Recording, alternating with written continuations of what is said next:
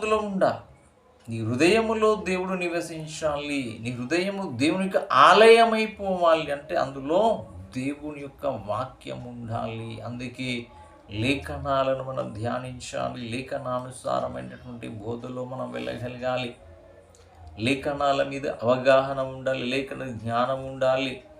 లేఖనాలతో మన పరిచయం లేకుండా, లేఖన జ్ఞానము లేకుండా దేవుడు మనలో ఉండడు. దేవుడి కార్యాలు మనలో జరగడానికి అవకాశం ఉండదు. మనం గమనించినట్లయితే మత్తయి సువార్త 27వ అధ్యాయం 24వ వచనంలో మనం గమనించినట్లయితే మత్తయి సువార్త 7వ అధ్యాయం 24వ వచనంలో, కాబట్టి ఈ నా మాటలు విని వాడు చొప్పున చేయి ప్రతి వాడును బండ మీద తన ఇల్లు కట్టుకొనిన బుద్ధిమంతుని పోలి ఉండుడట.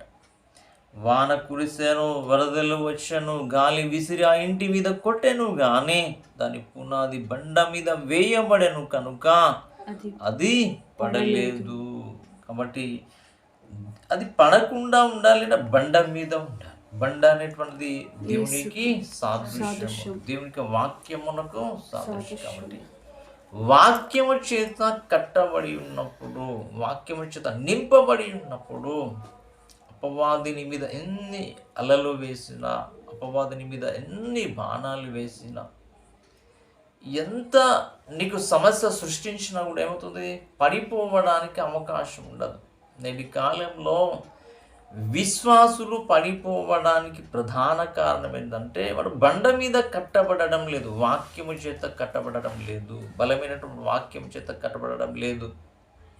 నేటి సంఘాలలో బలమైనటువంటి వాక్యాలు లేకపోవడం,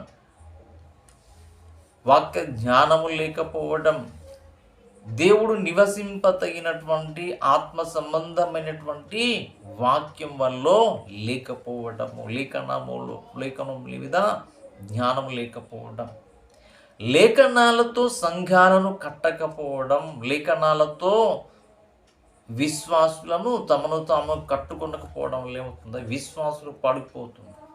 అపవాది శోధించినప్పుడు చాలా ఈజీగా పడిపోతున్నారు. కాబట్టి అలా పడిపోకుండా ఉండాలి అంటే మన మందిరమును, మన యొక్క హృదయమును దేవునికి వాక్యముతో నింపాలి, దేవుని యొక్క లేఖనాలతో నింపాలి. అప్పుడు పడిపోవడానికి అవకాశం ఉండదు. అపవాది ఎంతగానో శోధిస్తాడు విశ్వాసులను, సంఘమును ఏ విధము చేతనైనను పడగొట్టాలి, ఏ విధము చేతనైనను